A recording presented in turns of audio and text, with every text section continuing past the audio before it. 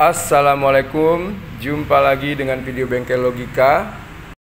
Pada video ini kita coba melakukan pengukuran, mencari penyebab short circuit dari rangkaian ini, rangkaian televisi. Ketika dinyalakan, TV ini menyebabkan jeglek atau matinya MCB PLN.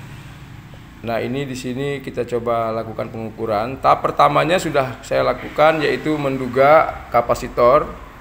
Nah, cara mengukurnya ada pada video saya sebelumnya.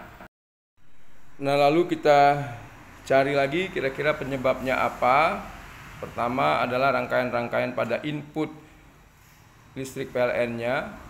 Kemudian kalau itu sudah tidak ditemukan, artinya tidak ada yang short circuit, maka dilanjutkan dengan pengukuran yang lain seperti komponen-komponen yang terhubung dengan kaki positif dan negatifnya. Kemudian sebelumnya kita juga harus periksa pada jalur input kabel PLN-nya. Di situ ada beberapa komponen juga. Yang dikatakan short circuit itu adalah terhubungnya antara positif dengan negatif, atau kalau dalam listrik PLN AC itu terhubungnya antara fasa dengan netral, sehingga pada saat terhubung maka akan timbul short circuit yang ditandai dari pertama fuse atau sekringnya putus, yang kedua bisa terbakarnya komponen-komponen yang fungsinya sebagai fuse seperti resistor ataupun kapasitor. Lalu bisa saja tanpa fuse itu akan menyebabkan mental atau jeglek listrik kita, yaitu perangkat MCB di luar atau di dalam rumah itu terputus. Nah, penyebab dari sebuah komponen itu putus atau short circuit, penyebabnya adalah adanya perubahan nilai resistor pada setiap kaki-kaki penghubung, khususnya resistor yang terhubung dengan bagian ground atau terhubung paralel, karena fungsinya adalah sebagai pembagi tegangan atau menurunkan arus, sehingga pada titik komponen itu turun tegangannya. Nah, kalau komponen itu bermasalah, maka tegangan di bagian itu akan lebih besar, yang menyebabkan komponen berikutnya seperti transistor, seperti yang saya ukur ini, kemudian ada dioda, lalu ada komponen-komponen lain di depannya, itu mendapat tegangan VCC atau tegangan utamanya menjadi lebih besar. Tegangan itu yang tidak mampu untuk diterima oleh komponen tersebut. Sebagai contoh, misalnya transistor itu tegangan kerjanya 20 volt pada data sheet atau data spesifikasi.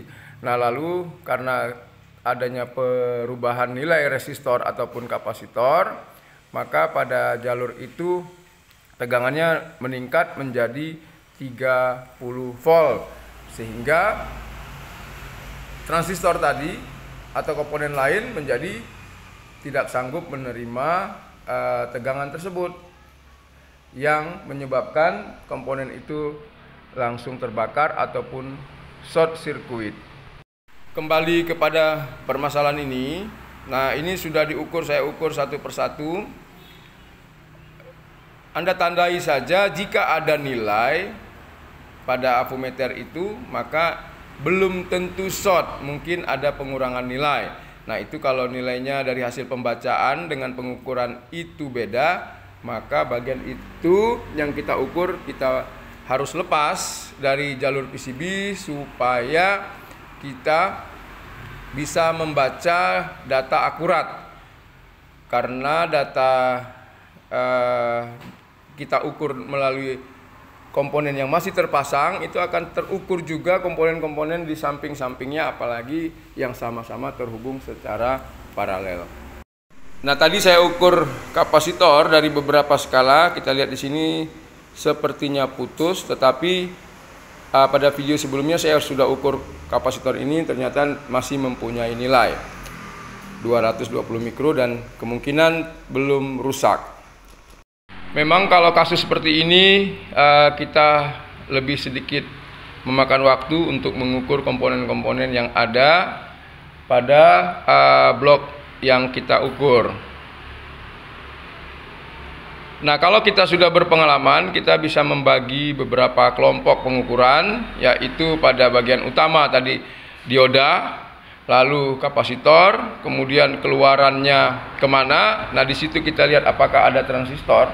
Biasanya kejadian short ini lebih sering pada transistor ataupun dioda, yaitu komponen aktif yang ada dipasang pada sebuah blok rangkaian. Nah, jadi kita ukur langsung ke situ supaya kita bisa lebih cepat. Tetapi kalau dari hasil pengukuran itu belum ketemu, maka harus kita lacak satu per satu. Nah, kemudian di situ ada juga saya ukur trafo.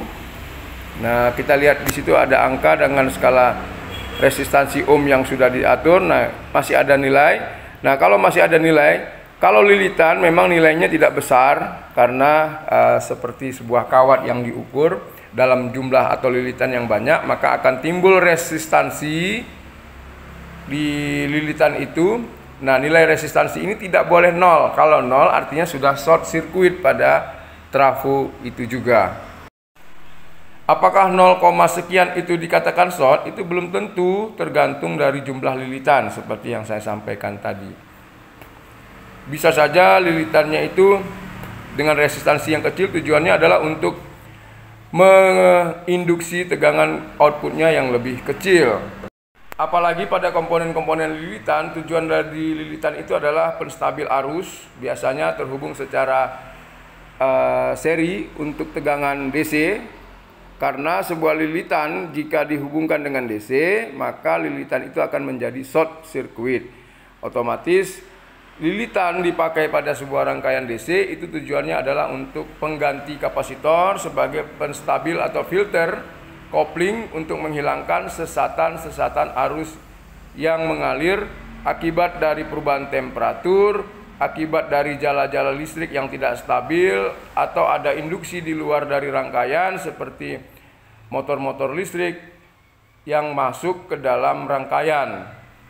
Dengan adanya lilitan itulah maka sesaat distabilkan, difilter, sesatan itu tersimpan sementara di dalam lilitan lalu dialirkan. Sama seperti prinsip pada kapasitor, hanya saja kapasitor itu tidak bisa dihubungkan secara seri untuk menstabilkan arus. Kapasitor yang dihubungkan secara seri itu tujuannya lebih kepada respon frekuensi untuk mengatur atau membatasi frekuensi tertentu yang disebut dengan low filter, band pass filter, dan low pass filter untuk menjalankan arus tinggi, rendah, sedang, dan tinggi. Nah, itu tidak ada sebagai filter. Nah, kalau di arus AC, kapasitor itu akan menjadi sebuah resistansi yang gunanya untuk kalau dalam teorinya namanya equalizing circuit, yaitu untuk penyesuai tegangan output. Nah, itu paling banyak dipakai pada sistem power supply sekarang, pengganti dari trafo. Di samping juga kapasitor itu fungsinya sebagai filter yang sama dengan filter lilitan tadi. Nah, tetapi jika kapasitor dipasang secara paralel, sudah pasti itu fungsinya sebagai filter, yaitu untuk menghilangkan sesatan arus akibat dari perubahan-perubahan sama seperti pada lilitan. Nah, pada video ini Anda lihat tadi saya mengukur transistornya, di situ nilainya hampir mendekati 0. Nah, saya curiga pasti permasalahannya adalah transistor tersebut apakah MOSFET, apakah FET, apakah transistor bipolar yang bermasalah. Nah, setelah kita ganti lalu kita lakukan pengukuran, kita hidupkan, ternyata listrik sudah tidak lagi jeglek. Nah, ini menandakan bahwa penyebabnya adalah transistor. Di mana pada saat diukur itu kaki basis kolektornya ataupun short gate dan drainnya itu menunjukkan angka 0. Nah, ini menandakan resistor short. Untuk memastikannya kita buka salah satu kakinya supaya tidak terhubung dengan komponen-komponen yang lain. Nah, lalu tadi pada videonya kita lakukan uji coba di mana fuse-nya kita pasang dengan satu helai kabel. Nah, ini lalu kita tes dan hasilnya tidak lagi bermasalah. Nah, ini sudah saya tes, lalu kita ukur tegangannya apakah sudah masuk ke kapasitor. Nah, untuk mengukur tegangan utama dari perubahan AC ke DC itu di kapasitor terbesar atau di kaki dioda dari positif dan negatifnya, sehingga kita tahu rangkaian sudah bekerja, hanya saja fungsi transistornya tidak terpasang dan tidak berfungsi beroperasi. Transistor ini yang menjadi penyebab short circuitnya rangkaian PSU ini. Lalu kita coba ukur. Nah, ini cara ukur transistornya. Ketiga kakinya kita bolak-balik. Yang penting nilainya tidak boleh 0. Kalau 0 di semua posisi, maka transistor itu sudah pasti short circuit. Nah, memastikannya kita buka, lalu kita ukur lagi. Kalau memang sama hasilnya, kita tinggal pastikan komponennya rusak, lalu ganti. Nah, mudah-mudahan sudah berhasil. Assalamualaikum.